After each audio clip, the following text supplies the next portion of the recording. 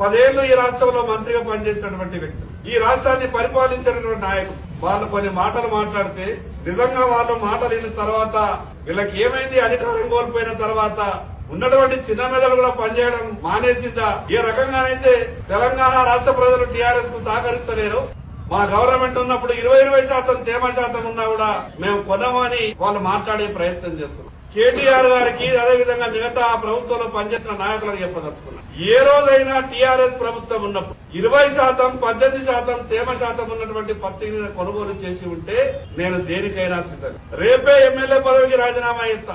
ఏ రోజైనా 20% తేమ శాతం నేను కొన్నాము అని అంటే నలుగురికి మంచి చేస్తున్నటువంటి నరేంద్ర మోడీ గారిని బదనాం చేయాలని, అందరికీ అండగా ఉంటున్నటువంటి భారతీయ జనతా పార్టీకి ఎక్కడ పేరొస్తుందని కుట్రతోని టీఆర్ఎస్ పార్టీ కార్యకర్తల్ని పెట్టుకుని మీడియా ఈవెంట్ చేసి మాట్లాడించే ప్రయత్నం చేసి నేను వాళ్ళ పేర్లు చెప్పదలుచుకోలేదు. టీఆర్ఎస్ పార్టీ రైతులు కూడా కనీసం వచ్చి మాట్లాడలేదు కదా మీ దగ్గర. టీఆర్ఎస్ పార్టీ కార్యకర్తలతో మాట్లాడించి నరేంద్ర మోడీ గారు చేస్తున్నటువంటి గొప్ప పనికి మీరు దుష్ప్రచారం చేయాలనే ప్రయత్నం చేస్తే అది ఆకాశం మీద ఉమ్మేసినట్టే అవుతుంది. వాళ్ళు చేయలేనటువంటి పనులను భారతీయ జనతా పార్టీ చేస్తున్నదని నరేంద్ర మోడీ గారి మీద అక్కతో మాట్లాడేటటువంటి మాటల్ని ఈ రైతాంగం అంతా కూడా గమనిస్తా ఉన్నారు. ఇంకా కొందరితో మాట్లాడించే ప్రయత్నం చేస్తారు.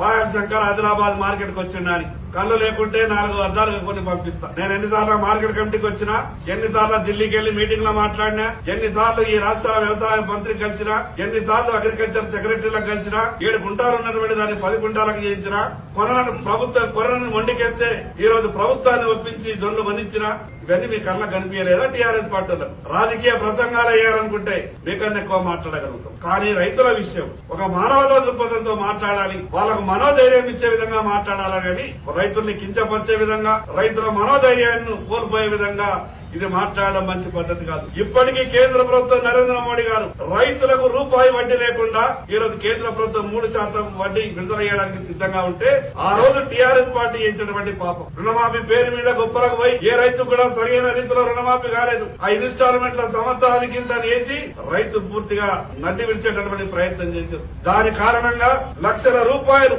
3% వడ్డీ మాఫీ కింద కేంద్ర ప్రభుత్వం ఇచ్చేటటువంటి నిధులు ఆ ప్రభుత్వాల పాపాన ఈ రోజు రైతులకు లాభం కాకుండా టీఆర్ఎస్ పార్టీకి చెప్పదలుచుకున్నా, మీరు చేసినటువంటి పాపాల వల్లనే కదా నిన్న లేక మొన్న జరిగినట్టు 2 ఏళ్ల కింద జరిగిన ఎన్నికల్లో ఈ రాష్ట్రంలో ఉన్నటువంటి రైతులంతా మీకు ఎందుకు బుద్ధి చెప్పారు?